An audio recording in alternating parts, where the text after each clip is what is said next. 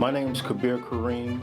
I represent House District 41, that's Lowndes County, and I'm also the chairman of the Mississippi Legislative Black Caucus. Well, look, it is a privilege and an honor to serve the people of House District 41.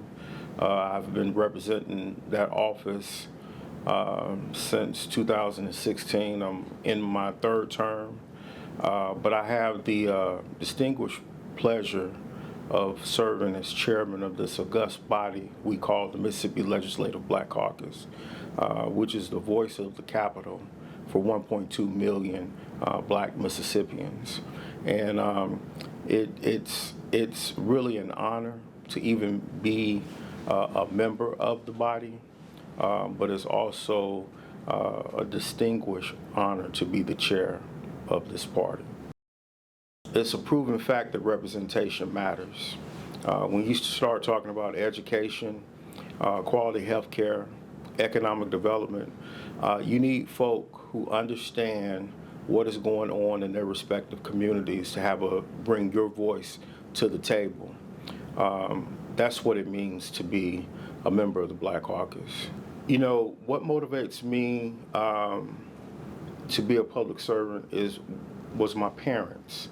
My mother especially instilled in us that service is the rent we pay on earth. And, you know, if you come to House District 41, the city of Columbus, we have a history of service that we provide in our community.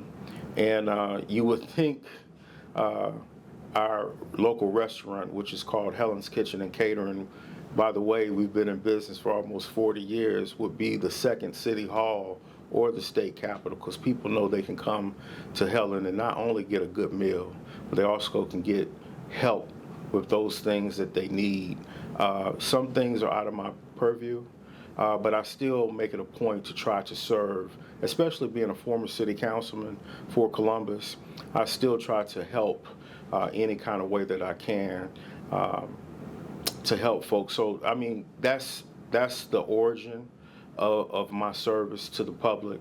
My parents, they provided that from the cradle. We have to help people do what we can while we can, and that's what we've been doing. You know, the first thing we do every day when we're in session is pray. Yeah. And then sometimes we turn around and do some of the meanest things to the people of Mississippi. As regards to redistricting, it's nothing new as it relates to safeguards being pulled away for voter protection in this country for black people. It wasn't no surprise. However, it's gut-wrenching to know that there are no safeguards. We have to depend on ourselves. We've been here before. As it relates to the SHIELD Act, it's another layer of bureaucracy that could cause some real harm to individuals just merely trying to vote. But we still have to encourage people in both situations to not be discouraged, not to vote. Voting is a very important issue. I think as it regards to redistricting, I think a sleeping giant has been awoken. I think you're going to see people go to the polls like never before, not only with that decision, but just what's going on in our country right now. We have to always be mindful, and we always have to be aware, no matter where we are in our country, that freedom is not free. We have to constantly work at it to pursue that perfect union that we've been promised, and we have to continue to work at that. They have to be involved. They have to hold politicians, elected officials accountable. But you can't sit on the sideline and play Monday morning quarterback. We have to be engaged in what's going on, know the latest issues, encourage young people to be engaged.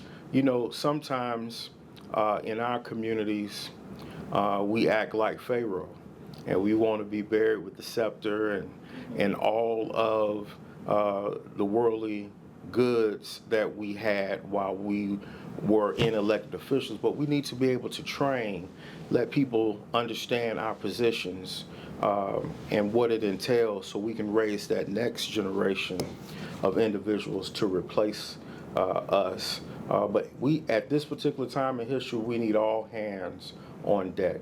Well, I would try, if they're willing, to take them under my wing and show them the ropes and the political landscape in what they're working with. Now, keep in mind, every district, every community is different. There's no cookie cutter approach, but you have to get involved, understanding and be aware of the latest issues and how it affects your community. And I have to say this, we cannot be ashamed of who we are, where we come from, and what we have to do. And I think sometimes the wrong jacket that doesn't fit gets on our young folks, and we go down a different path. But if young people are willing to learn and be willing to be mentored, there's a room, a space at the table for them. We have some bright young folk that are out there, just need a little guidance, but the future is bright, and I'm real proud of what I'm seeing on the horizon as it relates to young people, particularly young black people coming behind them. Absolutely, and thank you for that, and also thank you for the opportunity to speak and provide a space where we can talk about these issues that are germane to today. But in closing, we have to be aware that there is an element, not only in this state, but in this country, that wants to turn the clock back. And right now, black power, black representation, black participation is all on the line right now. And this point in history, we don't have anybody but ourselves. We don't have help in the White House. We don't have help from Congress. We don't even have help from courts. All we have is each other. We don't have time for fights amongst ourselves. We can pick that up at the end of the day after the battle is over with. We can check the weapons at the door. Right now, we need all the brightest minds in the rooms talking about how can we be progressive, moving our communities, but let alone moving the state and the nation forward, striving for that perfect union. It's not time right now to give up. As we started this conversation, I'm the chairman of a caucus of 58 men and women. At one time, back in 1890s, we had a caucus of 64. And if history is any indication of our future, we've been here before. We've fought the hard fights. We've had some good allies, and we got those today. And I just want everybody to make sure that stay abreast of the issues, know what they are, get involved, because this is not a sprint, it's a marathon.